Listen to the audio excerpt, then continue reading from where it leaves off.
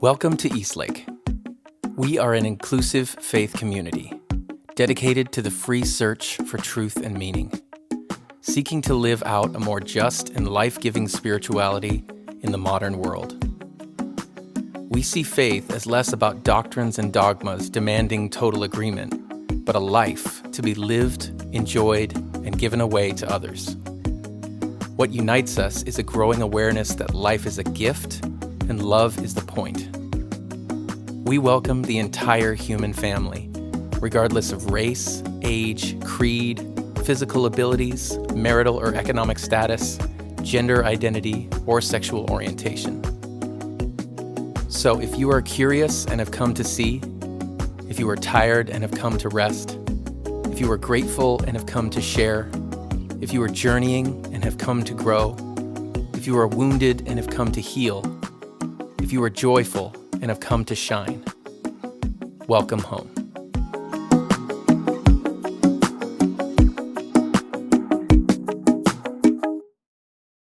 Today, we hear from Bethel Lee as she wraps up our series, Everyday Spiritual Practices. Please check the description for links to our quarterly Spotify playlist and guided meditation. Hello! So I literally have it in my notes. Number 1, celebrate that you are recording on the Sony camera, because I truly believed that it would happen for me for this last session. But you know what? I feel like it's more on brand for me right now for this to have not worked out. So I'm just going with that. Not working out. If I was going to do a session number 6, it would have to be about the spiritual practice of failing or letting go. So moving on, today we have the final session in this Everyday Spiritual Practices series. Number 5, thanking, the spiritual practice of remembering. So I think that gratitude is the most popularized, the most well-known spiritual practice. It's the one that's gotten the most airtime. And because of that, I think that we all know that it's good to be grateful. It's just a question of whether we practice this or not. And gratitude, like all the other virtues, is a practice. It's a muscle that is only strengthened with consistent exercise. And I really like the example of brushing your teeth, because what happens with a lot of spiritual practices, I think, is that we do it one time, maybe even in a big way. You know, we make some space in our schedule, we take out some time, we go on a retreat or watch a workshop or listen to a talk, and then we take part in this spiritual practice. And that's no small thing. It takes a lot of planning and work and sacrifice to make room like that. And so we intentionally give ourselves to this practice, and we do it one time. We do a practice of meditation or reframing or confession. But we just do it that one time, and then we expect it to change our lives. And that's just not how it works.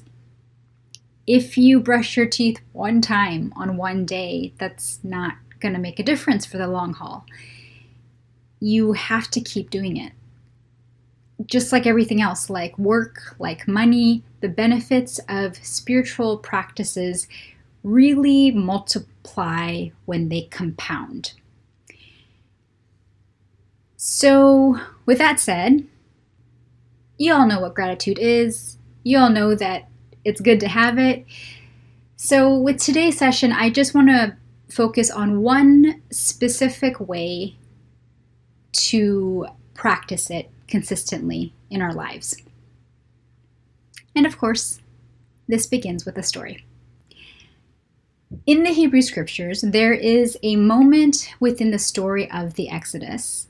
And for those of you who may have forgotten or who aren't familiar, Exodus is basically the time, the space between leaving what you don't want and arriving at what you do want. So in the story, Moses helps lead his people, the Israelites, out of slavery in Egypt, and they're headed to the promised land, but first, 40 years of wandering in the wilderness. That is Exodus. So during this Exodus time, on the early side of the 40 years, there's a moment where Moses is having an important conversation with God. Basically, a lot of shit's gone down. The Israelites have been pretty naughty, have gotten into quite a bit of shenanigans, because being in Exodus is hard.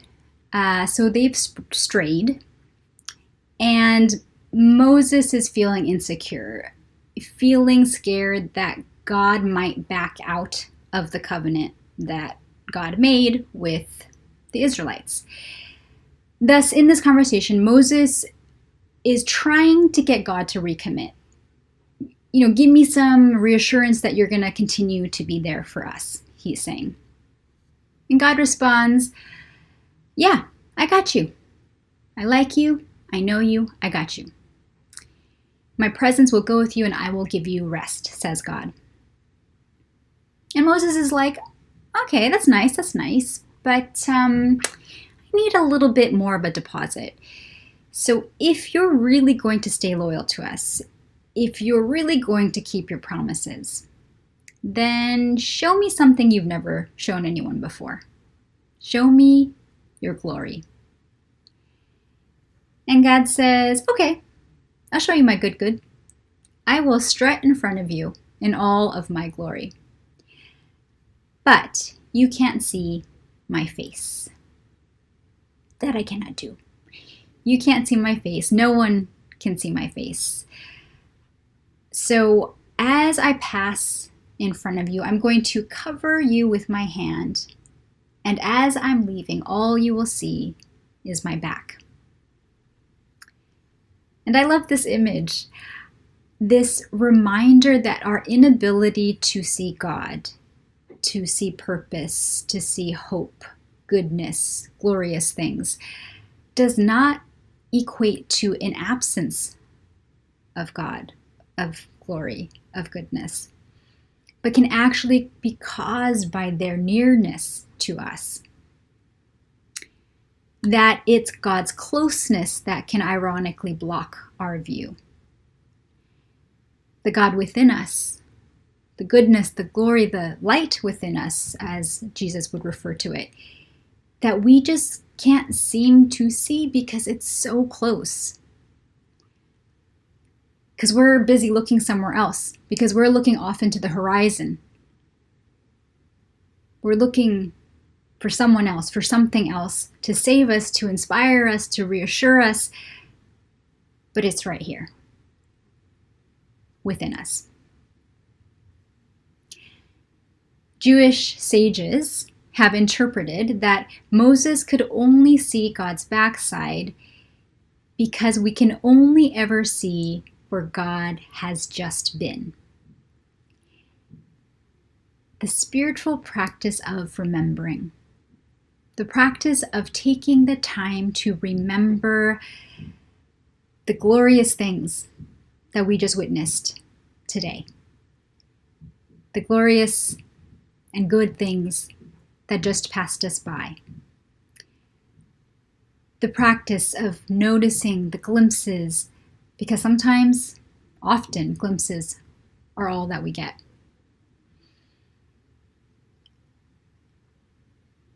Your perspective right now, your outlook on this world, on existence, on life, is all about what you choose to remember.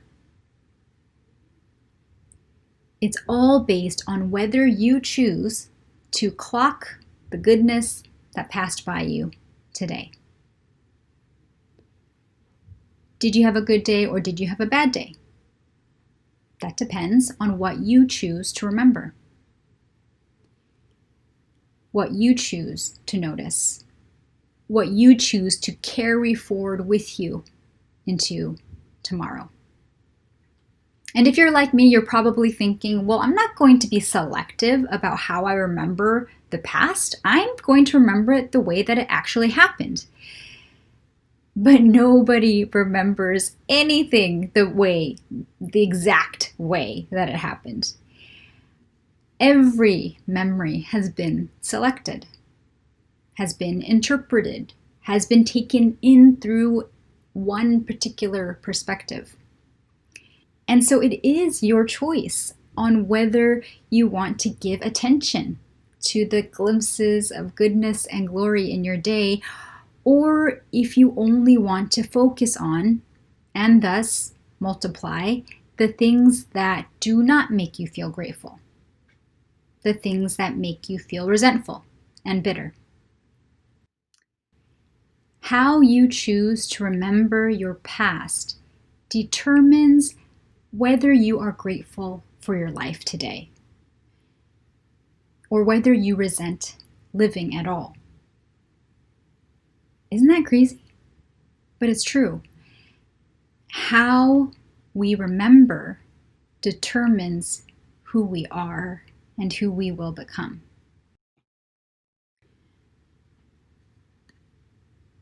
So now I want to move us into a practice via our journaling time. So please go get something to write with and something to write on. I want to introduce you to a beautiful practice of remembrance and gratitude that comes from the Jewish tradition called Dayenu. Dayenu is a traditional Passover song over 1,000 years old that names the gifts that God blessed the Jewish people with. And how it's structured is that after each line of blessing that they express thanks to God for, they sing Dayenu, which means it would have been enough. So this one blessing would have been enough, they sing, and yet here's another, and that would have been enough, but here's another. And the song has 15 stanzas. So the first 5 name the ways that God brought the Jewish people out of slavery. The next 5 stanzas name the 5 miracles that God blessed them with. And then the next 5 name the 5 ways that God came close to the people.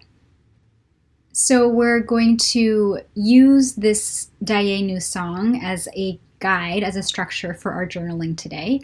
And there's 2 ways that you can do this. Either just look back on one day, like yesterday, or look back on your whole life or a big chunk of your life. So you can either do a more micro look at a day or a bigger chunk, your whole life.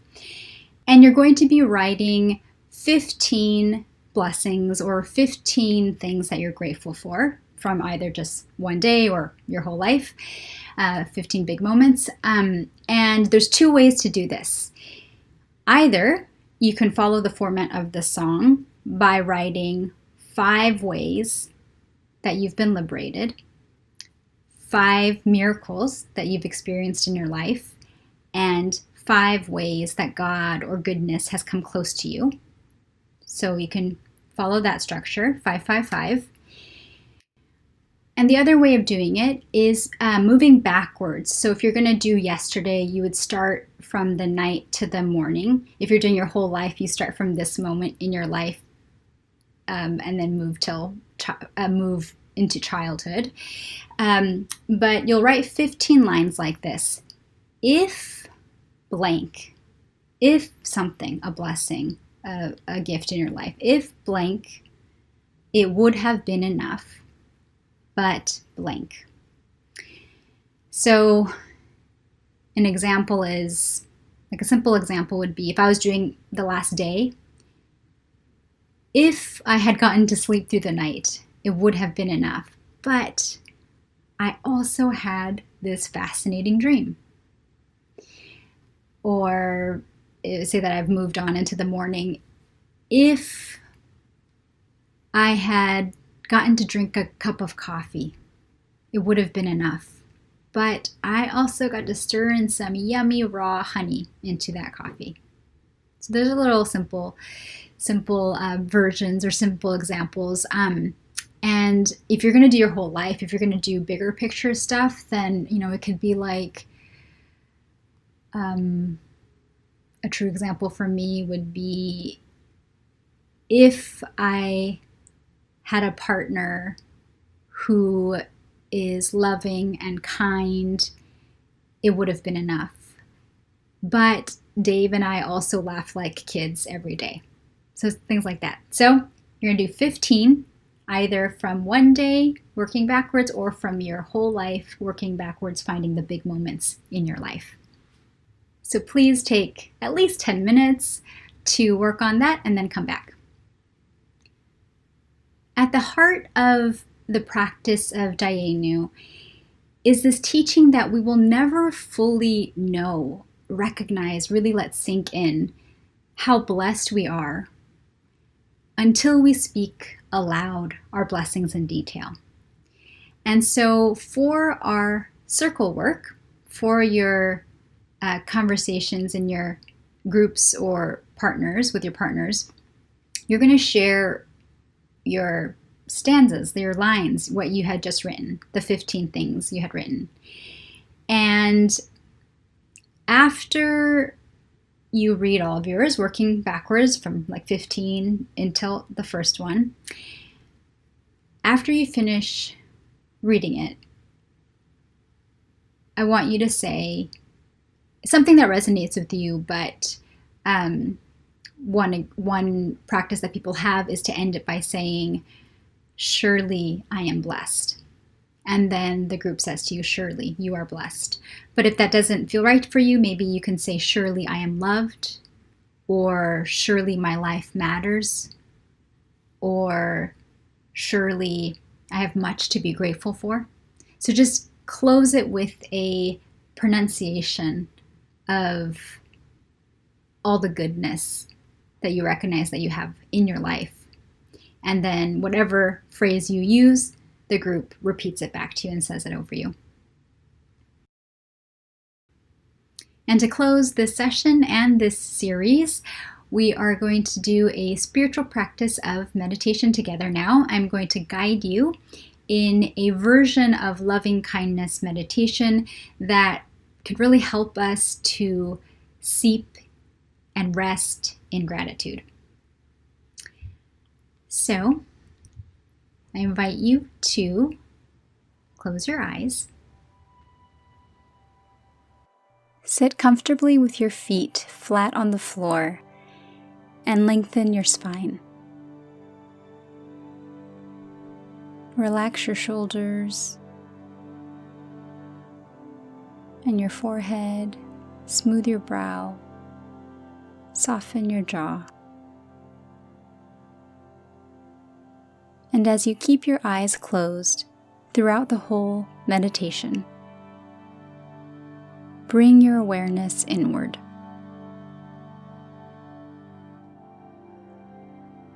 Without straining or trying to concentrate too hard, just gently follow the guidance that I offer you. Take a deep breath in and exhale. Settle into an awareness of your body, an awareness of your breath. Notice what your body is feeling. Notice sensations.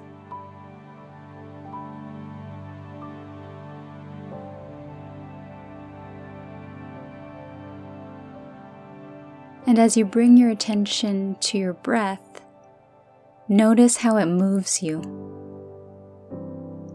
how it moves through you like a gentle wave.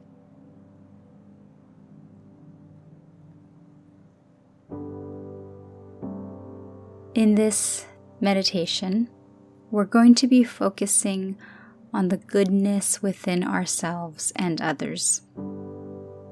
First, we begin with ourselves because, as Jack Kornfield put it, if your compassion does not include yourself, it is incomplete. So take a deep breath, and as you exhale, allow yourself to remember your basic goodness. Remember the times you have been kind and generous.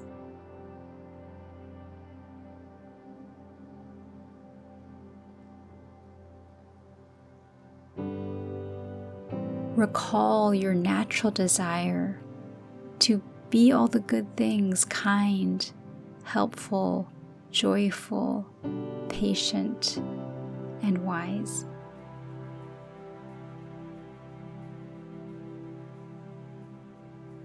If acknowledging your own goodness is difficult, it might help to picture yourself as a young child standing before you, perhaps 3 or 4 or 5 years of age. And look at that child as the most loving mother or father would.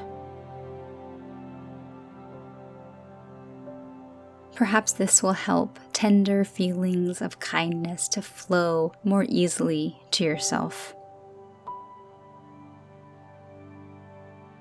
And when you experience this tenderness, notice how you feel it in your body. Maybe you feel some warmth or heat in your heart or in your face, in a smile. Perhaps there is a sense of expansiveness.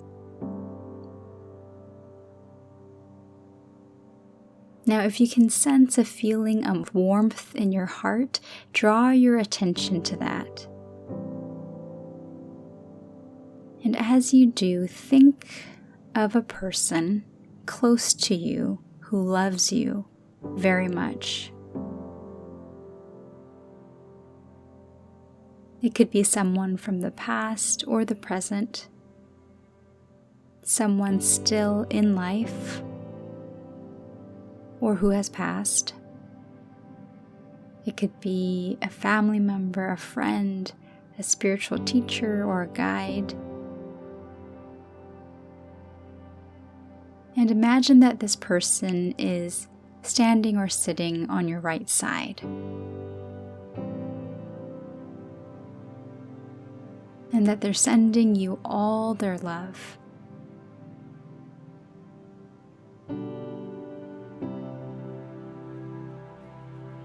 And now imagine another person who loves you very much.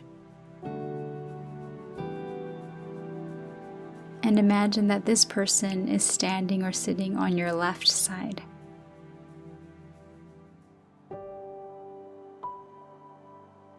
And imagine that they are sending you every wish for your safety, for your well-being, and for your happiness.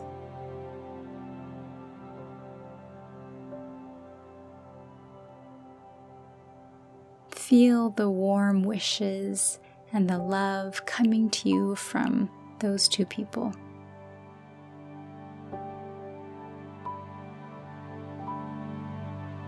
And now imagine that you are surrounded on all sides by all the people who love you and have ever loved you.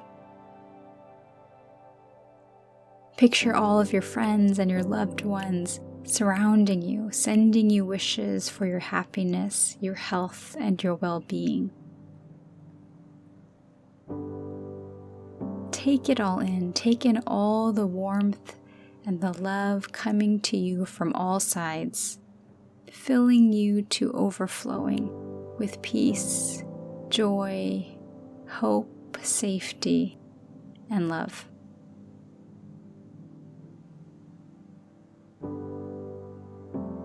And now repeat these words after me. May I be filled with loving kindness. May I be held in loving kindness. May I feel connected and calm. May I accept myself just as I am. May I be happy. May I know the joy of being alive.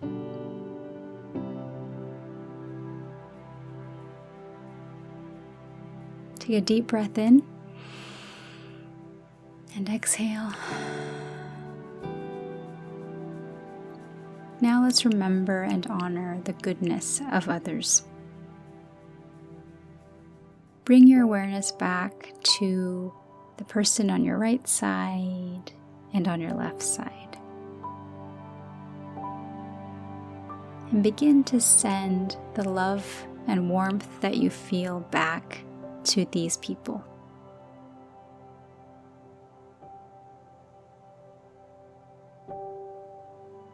And as you do this, reflect on their goodness.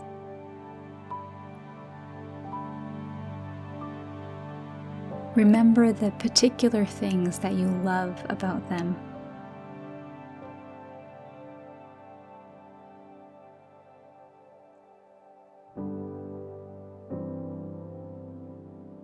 In your heart, feel the deep appreciation you have for them. And imagine that you're speaking these words to them as you repeat after me. May you be filled with loving kindness. May you be held in loving kindness. May you feel my love for you.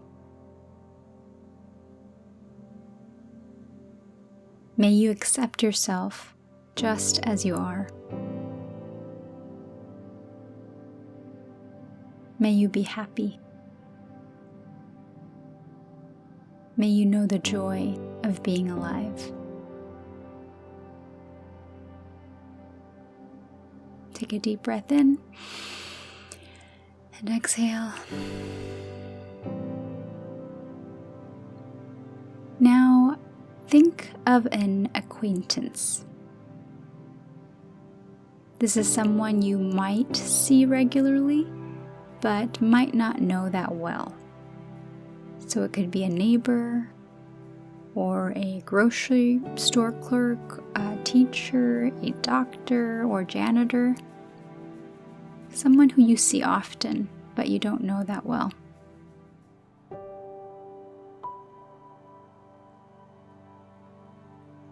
And draw your attention toward one acquaintance and picture them in your mind's eye.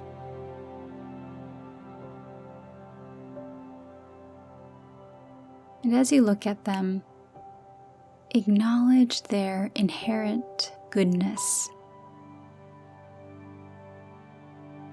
and send them loving kindness as you repeat after me. May you be filled with loving kindness. May you be held in loving kindness. May you feel my appreciation for you.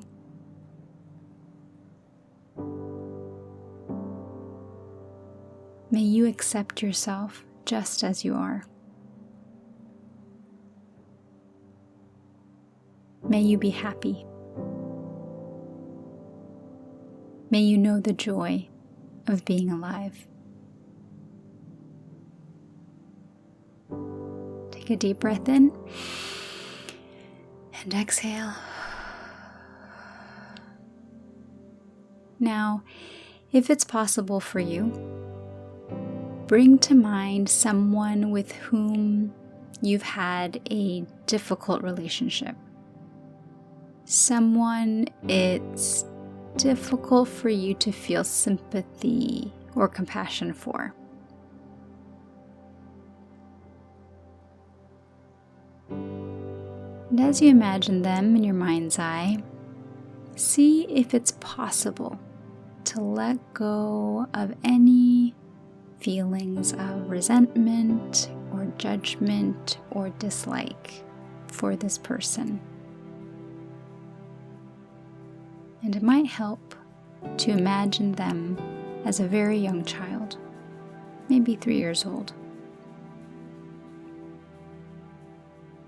Picture that child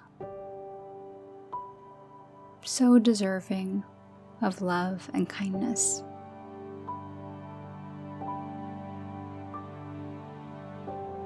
And as you slowly watch them grow up in your mind, acknowledge the suffering and pain they have likely experienced.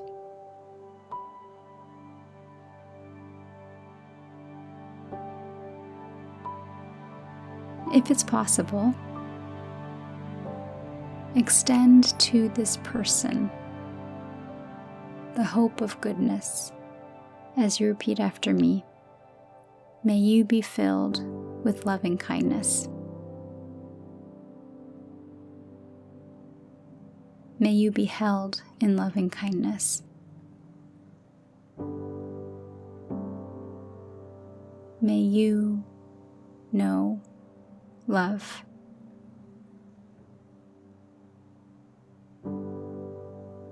May you accept yourself just as you are.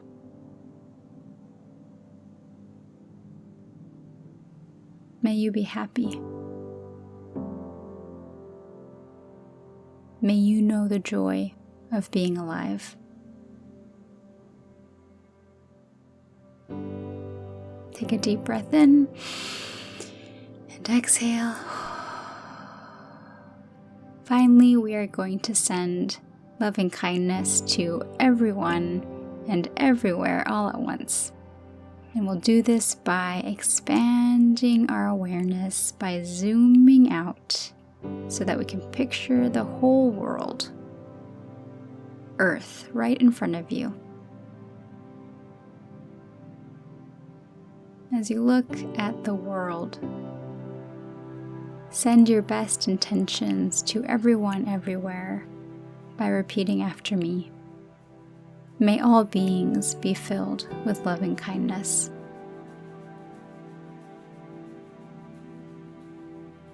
May all beings be held in loving kindness.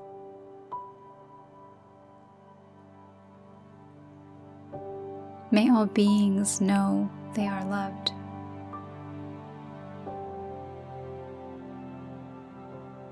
May all beings awaken and be free. May all beings know the joy of being alive.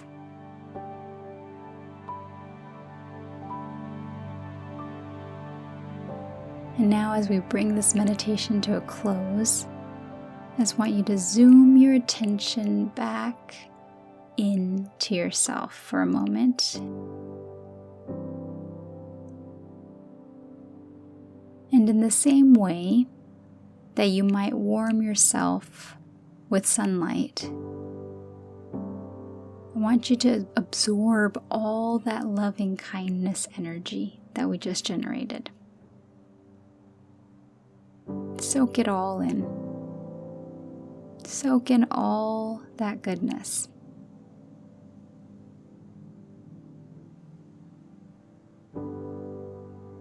Deep breath in and exhale. Place your hands in prayer by bringing palm to palm. Lean your prayer, connect your prayer to your heart by bringing your thumb to your chest. And gently bow your face, your head, your mind toward your heart as well. And while you're here, just take a moment to notice what you're grateful for right now.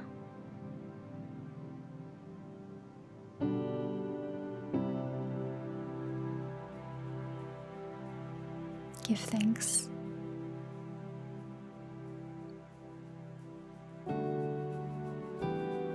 And when you're ready, you can open your eyes. And with that, this session and this 5-part series comes to an end. Thank you for joining me on it.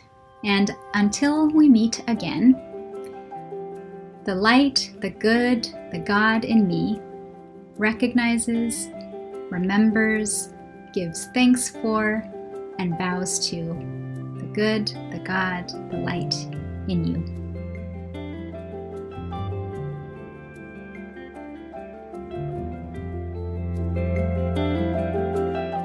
Thank you for joining us. To make a donation, head to eastlakecc.com/donate.